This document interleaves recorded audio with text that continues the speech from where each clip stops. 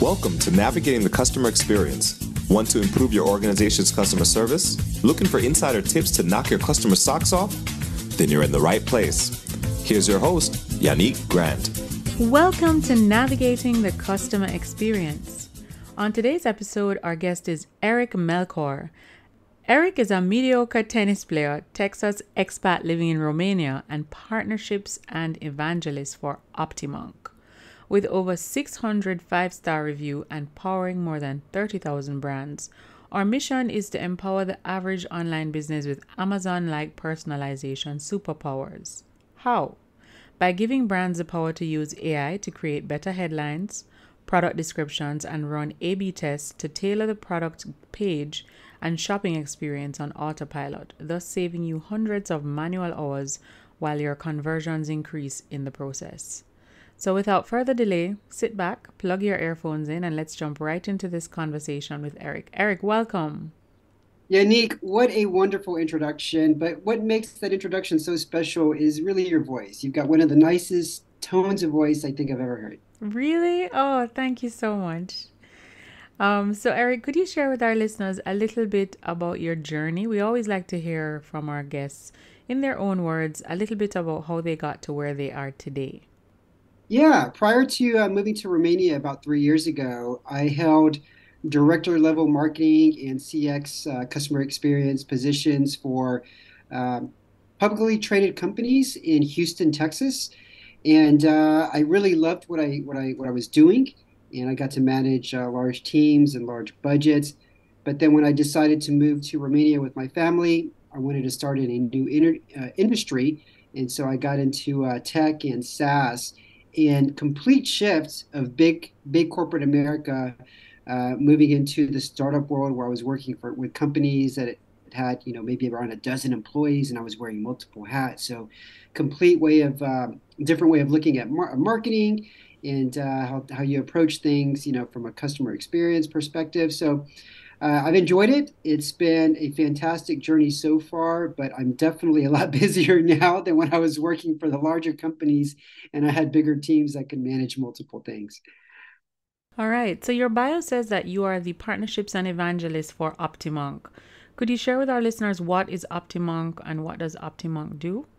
Sure. So OptiMonk is like an all-in-one conversion optimization platform. So anything that you need, well, just to take a step back, I think we have over 30,000 brands that use the platform, and many of the brands use us to increase their AOV, which is their average order value, because there's some pretty neat things that you can do to make that very simple.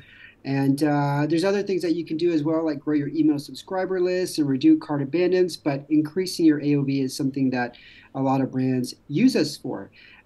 Really excited that the past few months we've been focused on AI, and we've released a couple of features that allow sort of like a hands-off approach to doing conversion optimization. And so we're really going that route. After speaking with a lot of customers, it seems like the big hurdle to really trying to get the most out of conversion optimization is just time. Time to learn how to use the platform, and time to implement different campaigns. So we're trying to automate this so that you don't really have to do much, and AI can do most of the work for you. But OptiMonk, again, we've been around for about 8 years. We're integrated with many different CRMs and platforms like Shopify and Klaviyo and ActiveCampaign and HubSpot, among many others. And check us out. We're on G2, and you can look at our ratings and reviews. I think we have over 600 five-star reviews on G2 and Shopify. All right, perfect. Now, AI, that's a big thing that a lot of organizations are focused on now, especially with, so many different options emerging, ChatGPT being probably the most recent one in the last, 6 to 8 months. Could you share with us why you think it's important to integrate AI? Do you think it will make the process a little bit more seamless? Is it giving the customer more steps to take? What have been some of your experiences with your customers? What has their feedback been? Yeah, absolutely. I think why we're implementing AI first is because there's no human being that is smarter than a machine, than a computer. It's just not going to happen. I think even the greatest chess player in the world was beaten by the IBM, supercomputer, a few years ago. And now pretty much any computer can beat any chess player in the world. It's just not going to happen. Computers and AI are a lot smarter than we humans. So we're just trying to take advantage of that. And there's certain things that you can do, like A/B testing headlines on landing pages or the homepage or product page. And then rather than having the user, the customer, come up with different headlines to test, our feature will come up with headlines that you can test automatically, and it could run different experiments automatically and automatically pick the winner once one has been statistically significant, proven to be the winner. So, to answer your question, it's going to reduce the amount of time and the effort that is required to implement such conversion optimization campaigns. And then the second thing is that it's just a lot smarter than human beings. I mean, it's going to pick winners faster and make those updates and changes on your website in real time faster than you could if you were doing it manually. Brilliant, brilliant. Very good explanation. Thank you for sharing, Eric. Now, personalization is also so important. I feel, even as a consumer, when I do business with organizations, I want to know that I'm not just another transaction and they see me for who I am, what my personal interests and, requests or needs are. And I'm not being compared, or grouped into a set of people because we're all different. Yes. What are some ways that the AI can help to personalize that experience or the shopping experience for the customer? So we haven't started using AI for that specific use case. However, one of the things that our platform allows is being able to collect zero-party data in a very easy and friendly way. So for those who don't know, zero-party data is basically data that you would get directly from the visitor that comes to your website. Mm-hmm. And you can usually get that in the form of asking a question. So here's a very simple use case. Let's say you're shopping for Mother's Day, and Yannick, you go to a website and you're looking for a gift for, your mom or maybe a godmother or maybe even a sister or something. And a simple question could appear that just says, "Hi, welcome to flowers.com. Are you shopping for yourself or for someone else?" Very simple question. And then based on your answer, let's say you choose I'm shopping for somebody else, then a response could be, "Fantastic. Let me take you to the part of the website that's most valuable for you and show you our most popular items, giftable items this season." Right? So that's a very simple way of collecting zero-party data. But once you have that information, that data, then you can basically change the experience in real time for that visitor. You're not really using any AI or anything. You're just basically doing different segmentation based on responses that to the questions that you're answering. And that's what we recommend to a lot of our clients. A lot of our clients who are able to collect more email subscribers, who are able to get a lot more repeat visitors, who are able to get a higher AOV. They're doing a lot of things that take into account collecting zero-party data in a very fun and engaging way. I like to think of them as micro conversions. Another example could be if you're a health and wellness website, and let's say you primarily sell three products. One is weight loss, one is to increase muscle mass, and another one is to help you sleep better. Well, you can ask the person visiting, which of these three are you primarily interested in? And then depending on their answer, let's say the person chose to increase muscle mass, then you could say, "Fantastic. Here's our most popular blog posts that show you how to increase muscle mass. And by the way, here's our three most popular products for increasing muscle mass." And so that's done in the form of zero-party data. Once again, another example, but it's done in such a way that it keeps the person engaged for much longer, spending time on your website much longer, and the conversions, as a result, the conversions increase because of the zero-party data that's being collected and the ability to change the journey in real time for that end user. Amazing, amazing. All right. Now, what's interesting, just listening to you speak just now, Eric, I was thinking about the whole journey of the customer, right? Because you're talking about how it is that they land on the page what kind of experience do they have? What are some of the questions that you ask them in order to channel them down a particular road? And that's kind of orchestrating or engineering the journey you want them to have. So in terms of an online shopping experience, what are some key things that you think is critical when you're trying to design that journey for the customer? If you had a client who came to you and they're looking to improve on their customer experience, improve on the journey that their customer is having through their online platforms, what would be, let's say, 3 or 4 things that you would say to them that need to be critically engineered into that process to ensure the customer has a great experience? Sure, sure. So one example I would like to share is this brand called Obvi. Have you ever heard of them, Yannick? I have Obvi? not. No. Okay. Well, they compete Could in you a very spell that, by the way? sure, OBVI. Obvi. Okay. Like obvious, but Obvi. short. Yeah, something like yeah. And they compete in a heavily saturated market. They're a protein powder, and they've been around about 3 years. But here's the interesting thing about them. When they started out with a $10,000 investment, bootstrap investment. 3 years later, they are a $3 million brand and competing in a very saturated market among protein powders. What's so special is that when you see interviews of their CEO, Ronak Shah, he says they heavily focus on conversion optimization, particularly by the experience when somebody clicks on a Facebook ad, and that moment when they click on that ad, that's the moment that they are the most interested and the most curious about a brand. Not 2 days later when they get the email in their inbox, not 4 days later when they get the SMS message. No, that time exactly when they click on that ad, that's when they're most curious and they want to learn more about the brand. So what they did was is that they all the landing pages that they just created one landing page. But what was different about each landing page or experience was that the headline mimicked what was on the Facebook ads. So if they had a Facebook ad that talked about grow healthy hair faster, then the headline on the landing page said something like, are you losing your hair and you want to regrow it or something like that. It aligned with the ad that was clicked on. Now, Avi had a bunch of different value propositions.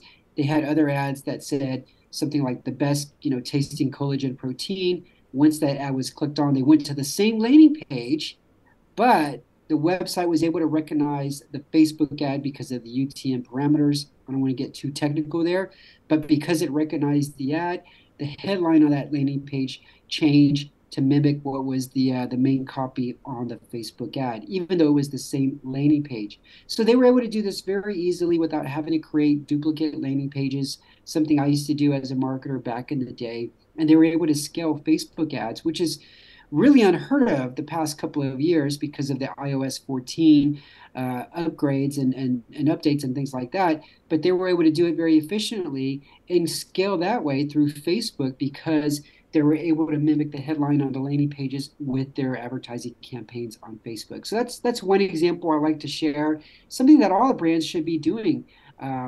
Because when a person clicks on an ad and they go to the page, the website, they want to make sure that what they clicked on is the thing that they're interested in and not some sort of bait and switch, right? Mm-hmm. Agreed.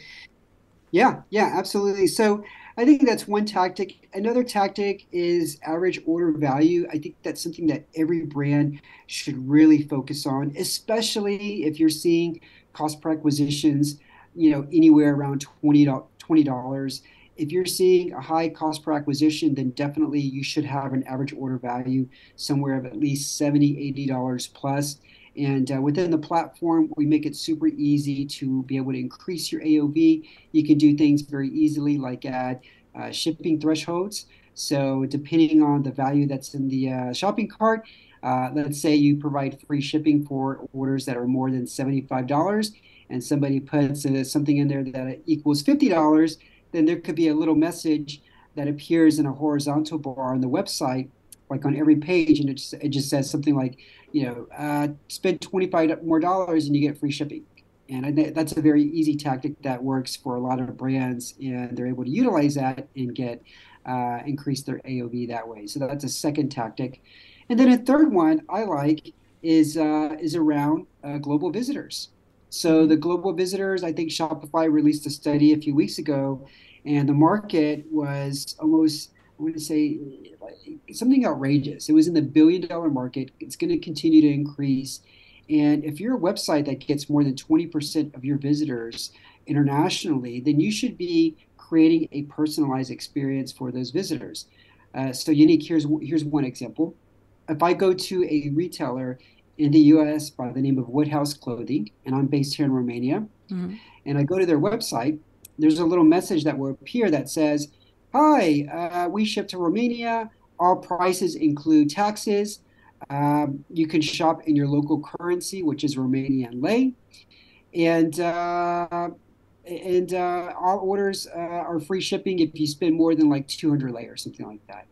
So in a very easy and a very fast way, you've given that international shopper assurance and just kind of just made yourself more trustworthy by just letting them know beforehand, before they even waste time looking around whether or not you ship to them, just letting them know that, hey, welcome and we do ship to you, and here's some of the other questions that you may be wondering around tax or the currency on our website. So I think that's a pretty cool example. All right. Thank you so much for sharing, Eric. Now, Eric, could you share with our listeners what's the one online resource, tool, website, or app that you absolutely can't live without in your business? Yeah, I think the one online tool that I use a lot is Notion, and I'm starting to use it more and more. First of all, it's free, or at least the one that I use, and I'm starting to use it as a CRM. I used to use Trello a lot as a project management tool. Are you familiar with Trello, Unique? I am, yes. Yeah, so I used to use big fan of Trello, and someone pointed out that hey, you can do everything you're doing in Notion, but it's actually more streamlined and easier to navigate. And so I believed him because I do use Notion for other things, but I'm just not too familiar with it. And he sent me a free template to use, and I've been using it ever since. And it is more streamlined. It's just quicker. It can do everything that Trello can do, but it's just faster to navigate, less clicks. You can see more things on one screen, and so I'm becoming a bigger and bigger fan of Notion, I would say. All right, perfect. Thank you for sharing. Now, could you also share with our listeners maybe one or two books that have had the biggest impact on you?